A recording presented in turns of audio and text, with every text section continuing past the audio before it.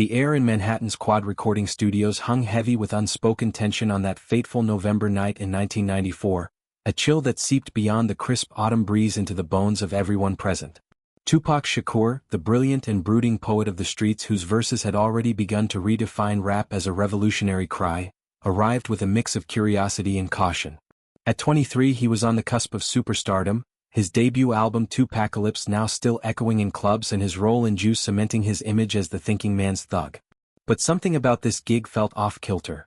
A $7,000 session to lay down hooks for an up-and-coming artist, orchestrated by music manager James "Jimmy" Henchman Rosemond.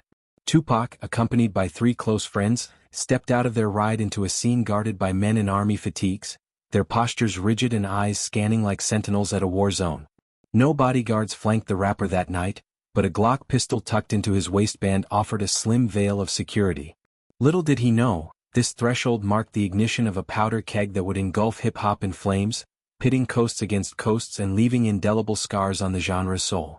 Inside, the studio buzzed with the low hum of creativity, but Tupac's instincts prickled. The presence of his sometime friend and eternal rival, Christopher Wallace, better known as Biggie Smalls or the Notorious B.I.G., along with his manager Sean "Diddy" Combs, added an undercurrent of rivalry to the air.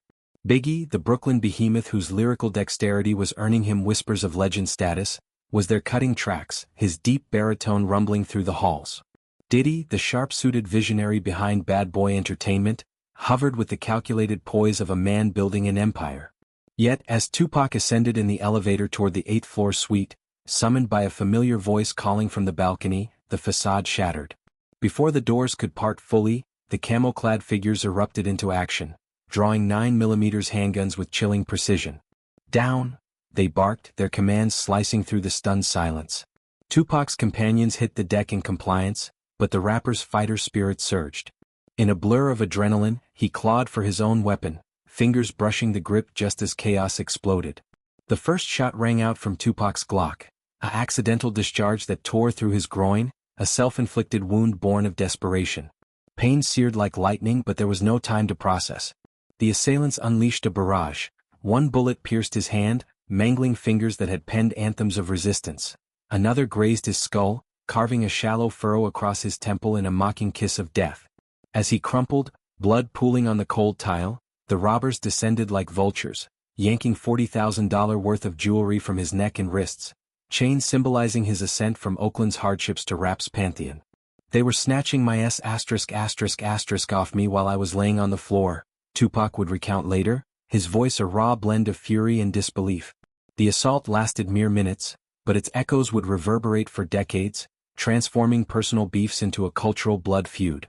Rushed to Bellevue Hospital in a haze of sirens and flashing lights, Tupac awoke to the sterile glare of fluorescent bulbs and the concerned face of Dr. Charles Thorne. Disoriented, his first words cut through the medical chatter with vulnerable humor. "Hey, document. Is one nut gonna be enough for me? Because I've gotta at least be able to have one nut." The quip masked a deeper fear, the violation of his body, the theft of his security, the betrayal lurking in the shadows of trust. EMT Ron Johnson, who arrived at the scene amid the pandemonium, later dissected the forensics with unflinching clarity. "He shot himself. There's no doubt about it," Johnson asserted, pointing to the absence of powder burns on his jeans and the bullet's improbable trajectory. The way the bullet wound up in his leg, the way it went through his balls, the angle it took, he was clearly reaching for his piece. No entry or exit marred the denim. Residue clung only to his underwear, a silent testament to the frenzy. Yet, in the myth-making machinery of hip-hop, Tupac reframed the narrative, claiming 5 shots from his attackers. A heroic tally that amplified his martyrdom without admitting frailty. This revisionist lore would fuel suspicions that simmered into outright accusations. Holed up in Rikers Island months later, facing sexual assault charges that tested his resolve, Tupac granted an explosive interview to Vibe magazine's Kevin Powell. "I got shot 5 times, you know what I'm saying? People was trying to kill me," he declared, his eyes burning with the fire of the unjustly accused. The true sting, however, lay in the aftermath at Quad. Biggie and Diddy, mere feet away during the melee, offered no solace, no rush to his side, no words of brotherhood. "Nobody approached me," Tupac lamented. "I noticed that nobody would look at me." Their silence, in his wounded psyche, screamed complicity.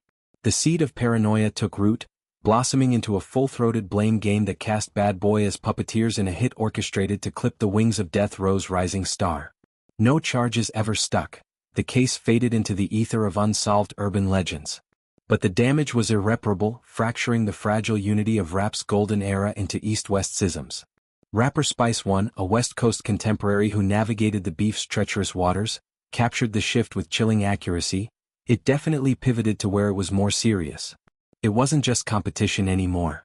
What began as playful jabs and ciphers and award show shade escalated into veiled threats laced with menace. Biggie, ever the provocateur, wove a subtle barb into his February 1995 track, his gravelly flow taunting, "Who shot ya?" Separate the weak from the obsolete. The line, ambiguous on the surface, landed like a grenade in Tupac's camp, a perceived gloat over his brush with mortality. Undeterred, Tupac retaliated with venomous precision in June 1990's AXS, "Hit 'Em Up," a diss track that scorched like napalm. Over a menacing beat, he eviscerated his foes. "Puffy trying to see me, weak hearts I rip," he snarled, reducing Biggie to a Mark SB ******, who'd once crashed on his couch in humbler days. The coup de grace? 5 shots couldn't drop me, I took it and smiled, a defiant badge of survival that mocked the very assault he'd survived. The track's release was a declaration of war, blasting from car stereos and boomboxes across the nation, its vitriol deepening the chasm. Death Row's Suge Knight, the towering enforcer whose iron-fisted rule defined the label's bravado, fanned the flames, his alliance with Tupac a bulwark against Bad Boy's encroachment. Diddy, for his part, projected cool detachment, but whispers of his involvement lingered like smoke. The Quad incident, with its ghosts of setup and survival, became the fulcrum of hip-hop's most tragic chapter. Tupac's worldview, once a blend of revolutionary zeal and streetwise optimism, curdled into disillusionment. In that same Vibe interview, he dissected the betrayal's toll. "Nobody ever came to save me. They just watch what happened to you. That's why thug life to me is dead. If it's real, then let somebody else represent it because I'm tired of it. I represented it too much. I was thug life."